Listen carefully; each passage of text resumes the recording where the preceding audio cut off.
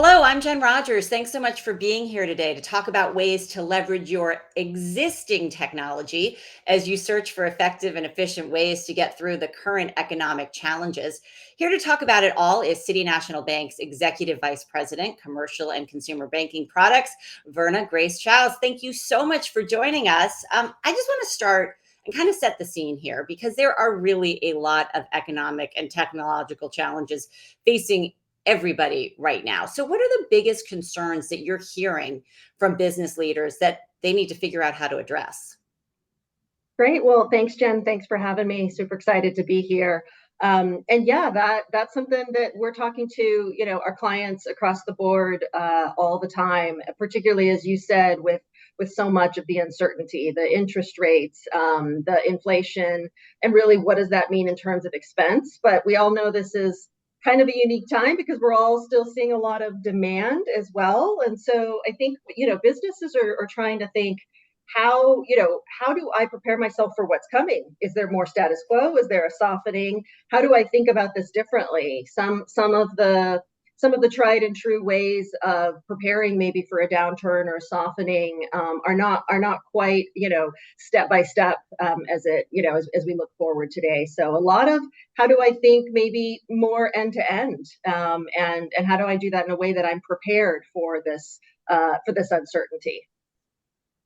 So let's get into that because I think a lot of times when companies are looking to innovate, you're looking to evolve, we think about that big pivot, taking that radical swing out there. Why is that not always the best approach?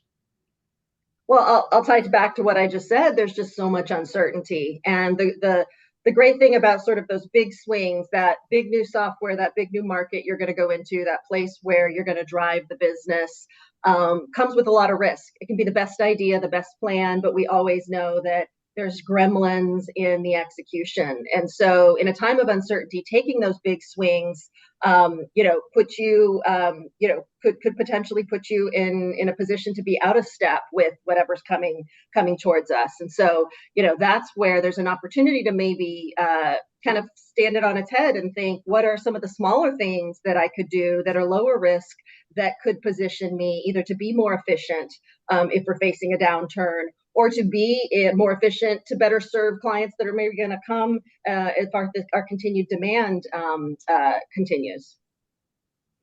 So when you're engaging with CFOs and other decision makers that you talk to, how do you get them started on this process? Because if you're looking for efficiencies, like where do you even begin? Sometimes it's honestly easier just to go with that outside the box big swing. How do It you figure out where to look around? it really is true. It's easier sometimes to just think about, a project that's got a beginning and an end and an outcome that you put a business case around, as opposed to what we've been doing, which is really turning the spotlight in on our clients and having those conversations about, what's going on within your operations. Where are you finding things that are redundant? Where are you finding processes that are maybe antiquated? I think as so many of us rise in our career, we understand the domain that we're working in, that we're leading, but we get away from the day to day. But our colleagues and our staff are really working in that day to day. And I think engaging with them and having them think about, hey, what is holding you back from being more efficient? What is holding you back from getting everything done in a day because you have to spend time on activities that are, like I said, redundant.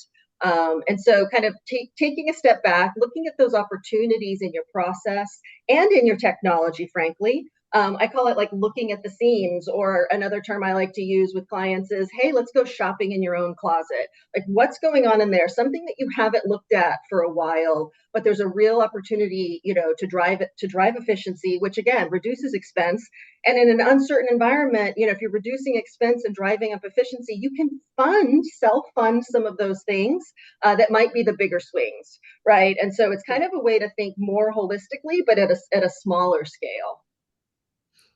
I love that shopping in your own closet because we've all done that, right? You go back and you find that treasure, right? That you forgot you had and you want, but then you also find all that stuff that you like stuffed down, and now you have like a bigger problem sometimes that you have to go and look for. So how, I mean, does this open sometimes more work, like the Pandora's box of all of this? Like, how do you go about looking for and finding what the right things are in your closet to actually tackle? Yeah, that's a really great point because you're right. You can spend not to take the analogy too far, you can spend a whole afternoon just getting stuck, in your closet as you're trying to dig through those things. So really being purposeful, I think, is very important. There's the risk of the mire of an intractable area, and maybe those you set aside and say, hey, that's something that is for a different day. Maybe that is the place where the big swing can kind of help you. What I like to do and to kind of keep it scoped is, what is an operational activity that is redundant or manual? That's going to give me a sense and kind of scope it down, right? And if it's redundant, we can look at the process and say, okay, why is this redundant? Is it a technology issue? Is it a data issue? Is it a process issue? And really identify something that's very discrete that we can tackle. And sometimes it's actually reaching to another department that you're working with or reaching into your ecosystem. And that's where, as a bank, we're so critical to the operations of the CFO. We see ourselves as an extension of the CFO's operations. They're doing things to manage the working capital, to ensure that they're driving payables and receivables and all of the capital required for the business. But the bank is a really critical partner in that. And on our side, we're trying to do the other side of those transactions. And so what we've done in some cases is work with some of our clients to really find ways where we're being redundant across our integrated workflows. And frankly, when we do that, we both improve our operations and reduce our risk, believe it or not, because we're being more secure, more purposeful, and we're actually understanding a little bit more of when we're integrating, when we're connecting, what is really happening on either side.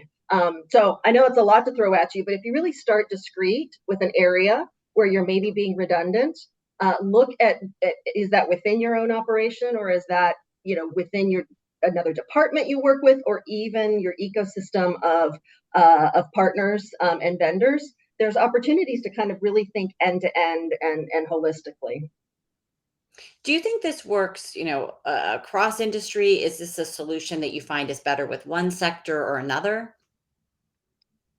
That's a great question. I think the principles apply no matter if you're in the CFO's office or marketing, if you're in product, because really every domain is going to have some sort of operation. And nobody does their work end to end and then ships it out, right? Everybody has an input and an output. And so I think when you bring a little bit more of that operational mindset, and really frankly challenge your staff and your colleagues as well, give them some of the tools to think about this. That's also something we've done, is we've done some trainings internally with some of these principles, because they're seeing and feeling it every day. And so giving them the tools to both identify it and articulate it helps you really manifest and define what some of those opportunities are. So I do believe it works across almost any domain, probably more so in others, more so in departments and processes that are more data and technology intensive, maybe a little less in ones that aren't, but which ones aren't data and technology intensive these days, right? Everything. You talked about CFOs, and the bank is really an extension of that. But how do you bring this thinking really to whatever role you're in? Because look, I think the more people that you have buy-in from on this, the more successful you're going to be. But how do you get that, and how do you get them to actually do the work with you?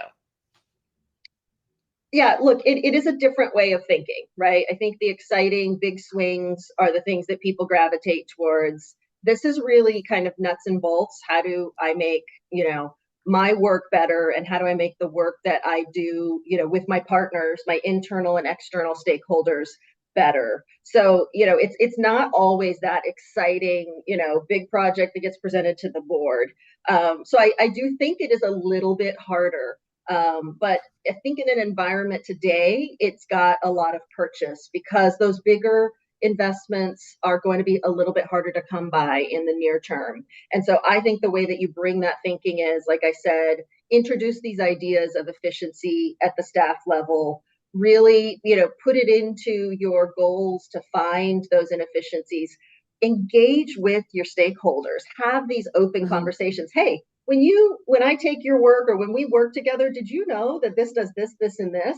Like, just having those conversations actually really can improve your relationship. Even if it's, one of those hairy ones you decide not to tackle, it's still great Yep. to build that empathy and that discussion about how you're working together. So I know that wasn't a direct answer, but it's because it's more of Yeah. principles than actually a 1, 2, 3 type of thing. Well, having those discussions is great. And having this discussion with you is fantastic. That is all the time we have. Thanks so much, Verna Grayce, for being here. It was really great to get a chance to talk with you.